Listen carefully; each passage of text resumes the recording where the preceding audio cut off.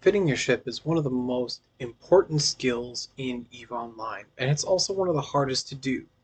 Several times I've blown up someone or looked at their fit and it's raised some eyebrows. From new players to longtime survivors in this game, EVE Online is a game that punishes people who don't know how to fit their ships. Hi, I'm Amoni Pinala, and today we're going to do a little ship fitting 101. When you start playing Eve, fitting your ship might seem really intimidating, but I'm going to show you what to look for when you look at a ship and try to decide how to fit it. Let's go over to the in-game so that I can show you specifically what we're talking about. So, as a new player, there's a lot of different stuff that's coming at you, and you don't really have a whole lot of clues as to how to fit your ship. But I'm going to show you a few tricks and tools to help you kind of get a sense for how to tell how you're supposed to fit a ship, okay? So, to start, we're just going to open up and take a look at some ships. Now, let's look at the Heron, okay? This is a Caldari frigate, right? So we're just going to look at the Trades tab, right? And we can see a few different things on this window, right? So the first is under ship characteristics, we can see that it says small. So in general, the modules that we're putting on the ship, if they have a size specified, we're going to use small. We also know that this ship is intended for exploration, and we know that it's shield tanked.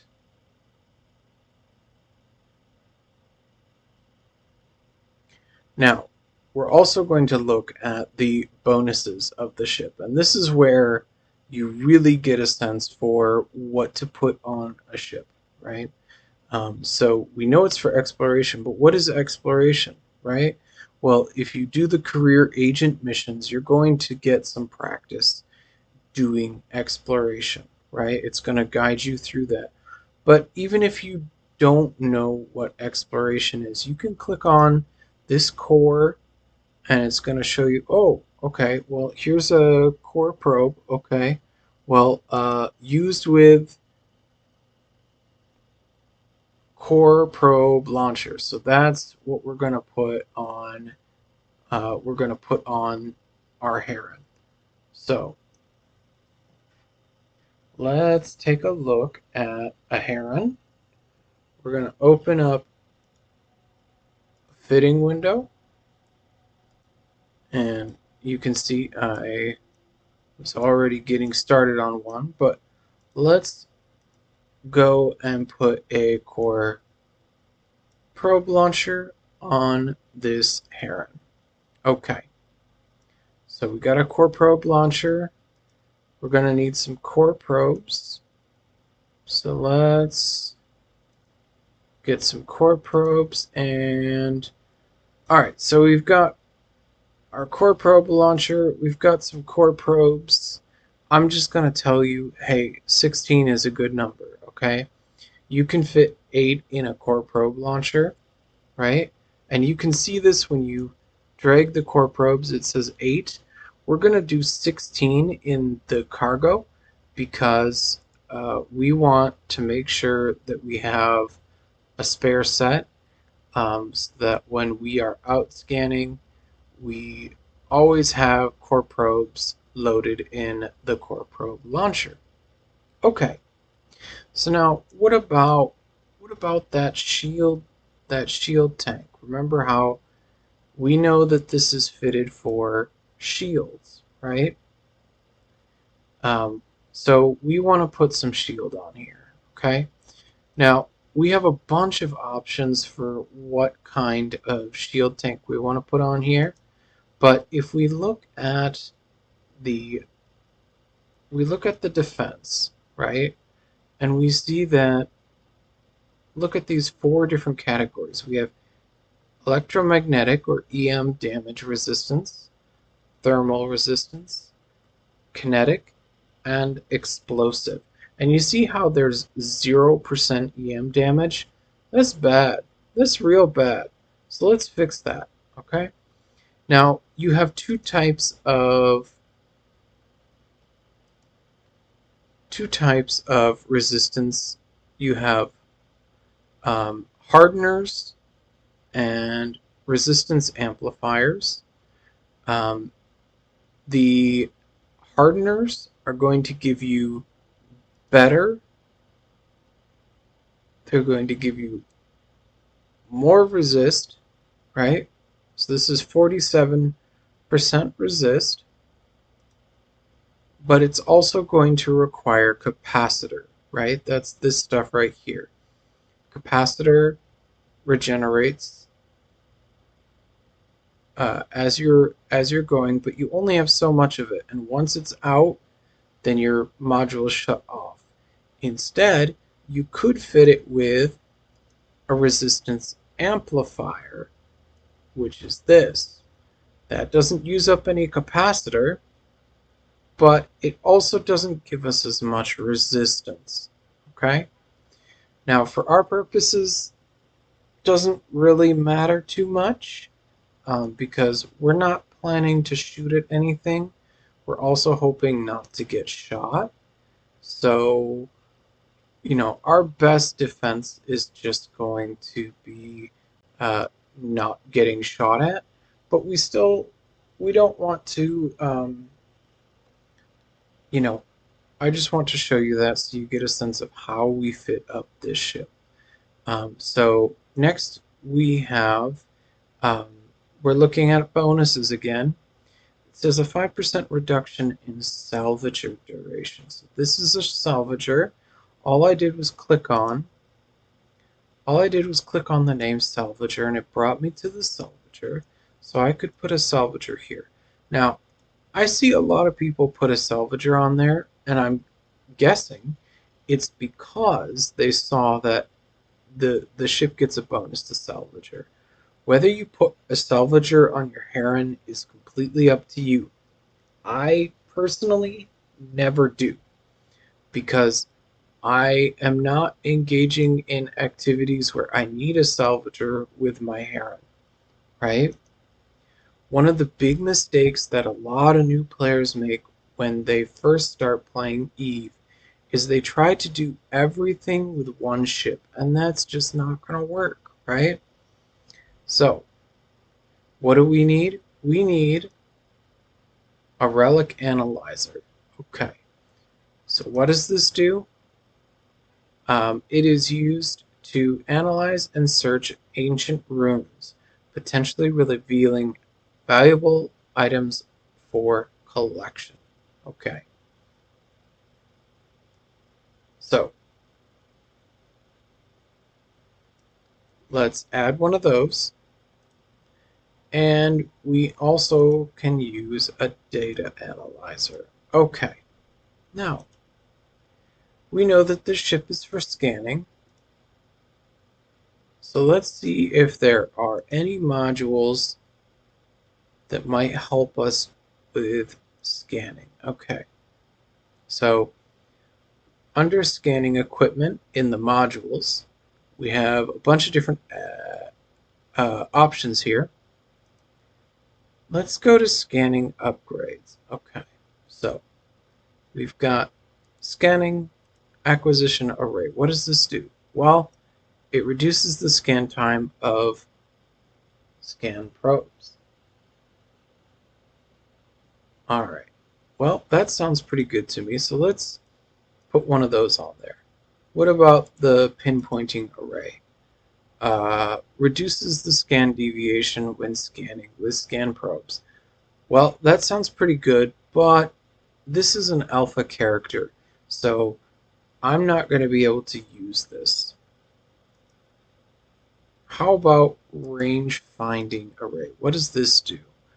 This increases the scan strength when scanning with scan probes. Okay, that sounds great. Let's put one of these on here. Okay, so now we've got our relic analyzer, our data analyzer, we've got our scan acquisition array, we've got our range finding array. Okay, cool. So now we've got something that is close to, you know, a reasonable fit. Now, experienced players are going to cringe at this fit because they're going to say, "Well, you don't need to put both the data and the relic analyzer in. You can just have one or the other and swap out." And that's true. But right now, we're just using the clues that are available to us based on what we can find on here. And then we're going to worry about trying to get the most out of it, right? So this is just for the new players who are just trying to figure out how the heck do I fit these ships properly.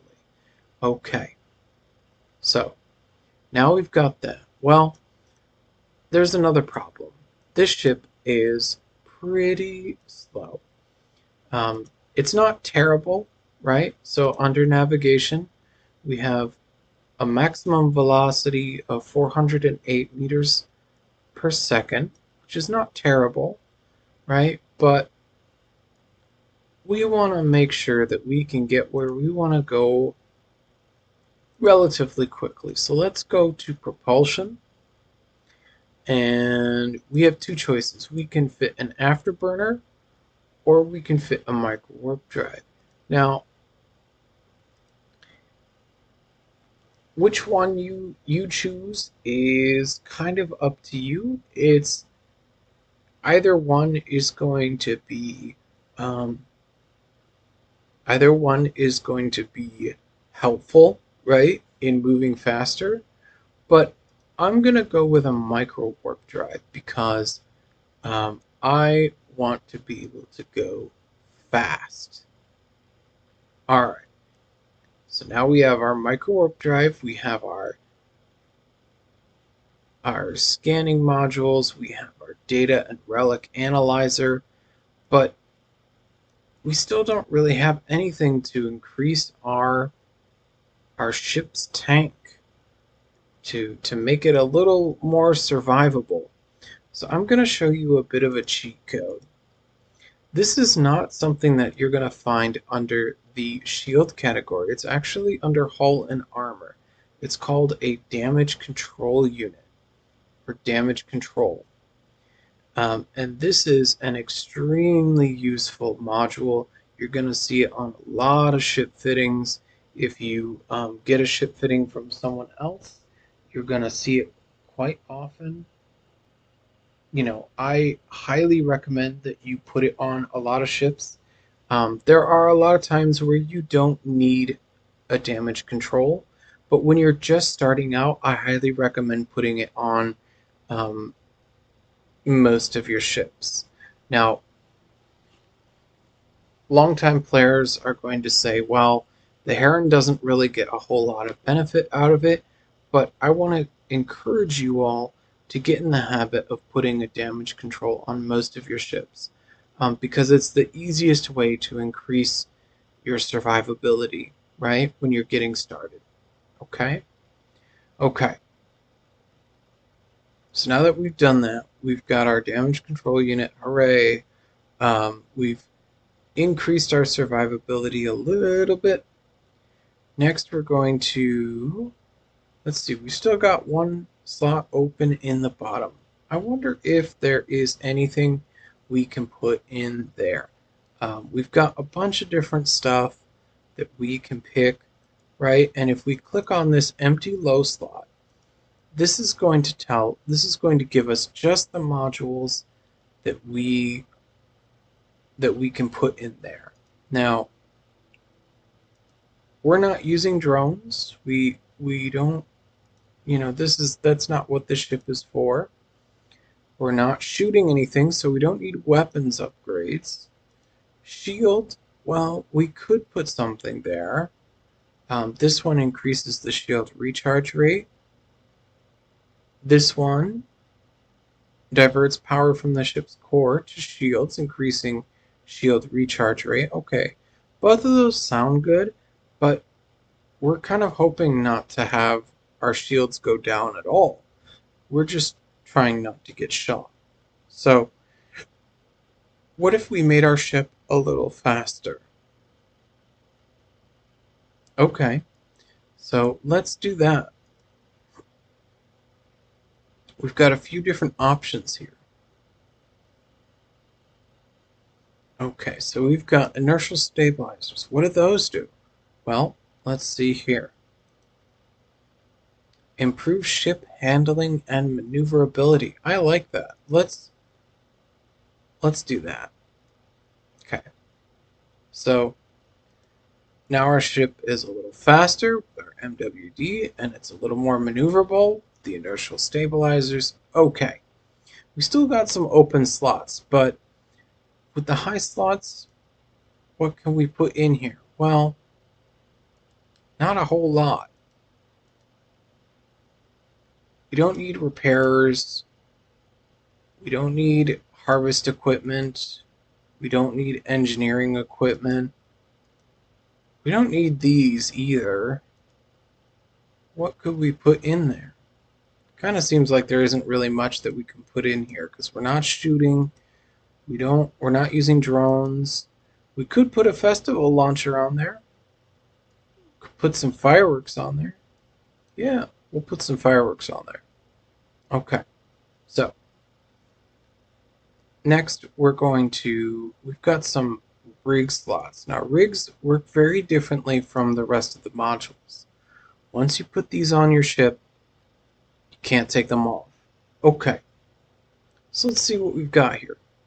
Now, this is a scanning ship, so we're going to first look at the scanning rigs and see what those do. Okay, so we've got the emission scope sharpener. What does that do? Increases the efficiency of the ship's relic modules. Well, we've got a relic analyzer right here. We could put that on there. Let's just see what the other ones are before we make a final decision. This one is going to increase the ship's scan probe strength. I like that too. How about this mimetic algorithm bank? This increases the efficiency of the ship's data module. We've got a data module, so this could help us. What else do we got here? Signal Focusing Kit 1. This is designed to increase the scan speed of modules, which require CPU management skill. So cargo scanner, ship scanner, and survey scanner. We don't have those kinds of scanners on our ship. So that one's not going to help us. We also have the option of putting a tier 2 version of these on here, but I want to point out, so like let's use the emission scope sharpener because I liked that one. That's the one that gives us a bonus to our relic, right? Now the T1 is 120,000 ISK, okay? So I put that on my ship. Okay, cool. But if I put the T2 on there, how much is that one? Well, looks like it's 1,060,000 ISK. Okay, so T2 versions are going to be a lot more expensive. Whether you put it on there is up to you. If you have the money to put it on there, great. But remember that if it blows up, that's it. It's gone. So let's see how much money I have. I have 4,137,217 ISK. So if right now, this ship is estimated to cost 2.7 million ISK. If I fit this up, I wouldn't be able to buy another one if I lost it. So let's not do that. Let's just use T1. We'll stick to tier 1 rigs. Okay? Now, this is a scanning ship, so I kind of think I want to focus on the scanning. Not that the data and relic analyzer aren't important, but I kind of want to make sure that I can do the one thing this ship was designed for really, really well. Okay, so we've got one of those, and it looks like we still have room. You'll notice that we've got these colored things here, right? And we've got one here for the rigs, right? This is our fitting space. So the green one is CPU, the red one is power grid, and the gray one is calibration, right? So this tells us how much of each of these we can use. Some modules and some rigs are going to take up a lot of CPU or power grid or calibration, right? This rig that I put on here took up 50% of my calibration, right? So that means I have room for one more. So let's see here. We've got the mimetic algorithm bank. What does that one do again? That one increases the efficiency of my data modules. Okay, that sounds cool, but I wonder if maybe I shouldn't put a second one of these on here. I can fit one more. Yeah. Now I could instead, if I wanted to, I could put a shield rig, right? So we see that I only have 8% EM damage. What if I put a small EM shield reinforcer on there? Okay. Well, that brings my resistance up to 36%. That's not too bad. So that's an option, right? Um, but again, we're kind of hoping I don't get shot at all. So we could do something to make the ship move a little faster. What if and we've got a ton of options here, but what if let's see here. We've got auxiliary thrusters, increase the max velocity, but we already have a micro warp drive, which makes us go pretty fast. Cargo hold optimizer, or optimization. Well, we don't care so much about cargo hold. What is this dynamic fuel valve? It reduces the capacitor need of a ship's afterburner and micro warp drive modules at the expense of armor amount. Well, we don't care about armor because we're not an armor ship, so that's not a big deal. Wonder what happens if we put this on here. Okay. So we put it on here. Alright, cool. Now let's look at our capacitor. Okay. Well, it says depletes in 40 seconds, which means that with everything, all of these modules running, you'll see they're all green, right? Well, we're just simulating right now, so I can click these and turn them off, right? Okay, so now we're stable, right? So I can run the micro warp drive and never have to worry about running out of capacitor, right? Think of it a bit like a battery that's constantly recharging, right? So I can run this micro warp drive and okay, so maybe this is not going to be the one for me. Okay, so what else do we have? Engine thermal shielding. This is designed to increase the duration of a ship's afterburner or micro drive modules at the expense of armor amount. I don't know. Higgs anchor? Ooh, okay. I'm just going to summarize this one for you. Um, or actually, let me show you what it does. I can show you another way. Alright, so now we just put that on, and now our ship, even with the micro warp drive, only goes 333.8 meters per second. Well, that's the exact opposite of what we want. So let's not do that. Alright, so what else do we have here? We have Hyperspatial Velocity Optimizer. Ooh, I like this one. What does it do? It increases a ship's warp speed and acceleration at the expense of increased signature radius. Alright, well, what happens if we put that on there? Okay, well, let's see. It didn't increase our velocity, but it didn't tell us it was going to increase our velocity. It said it was going to improve our warp speed.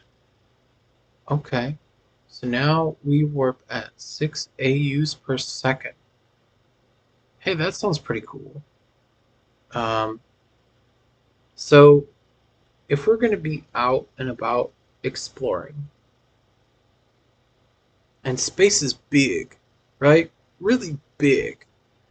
That means we're going to be doing a lot of warping around.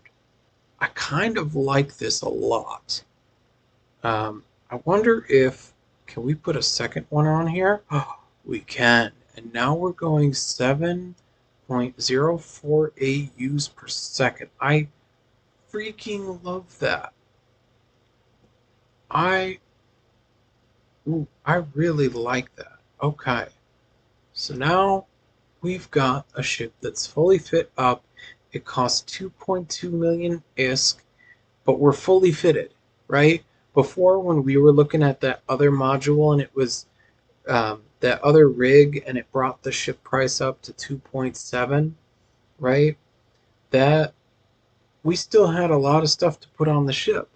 So it didn't make sense. Now, if I want to make it a little cheaper, I could get rid of the fireworks. Let's see how much. Not even a whole lot. Not really a whole lot. Oh well. We'll just leave them off for now. But here we go. Here's a perfectly reasonable fit for a heron. We could make this better, right? But this is a perfectly reasonable fit for a new player fitting up a heron. Okay? And everything we put on here, we got just by looking at the information on this page, right?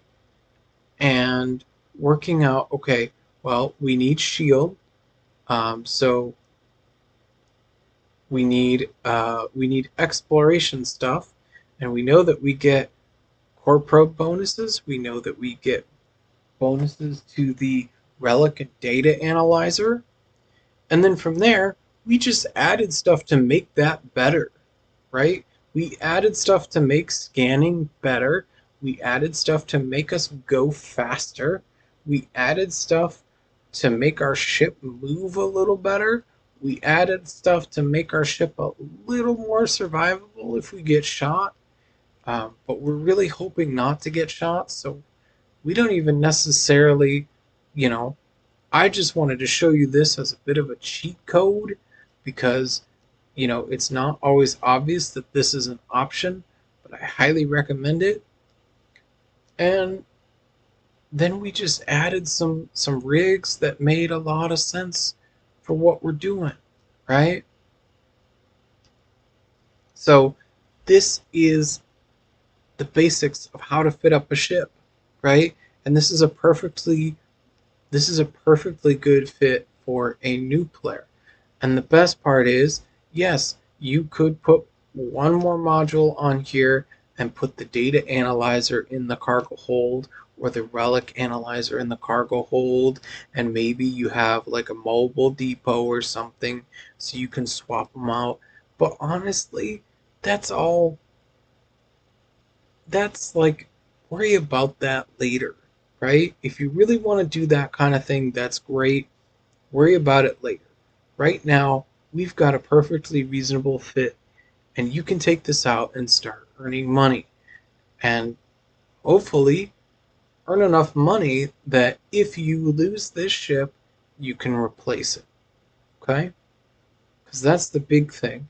You want to make sure that if you lose a ship, you can replace it. So, one more thing before we stop. Let's make sure we save this fitting. Okay?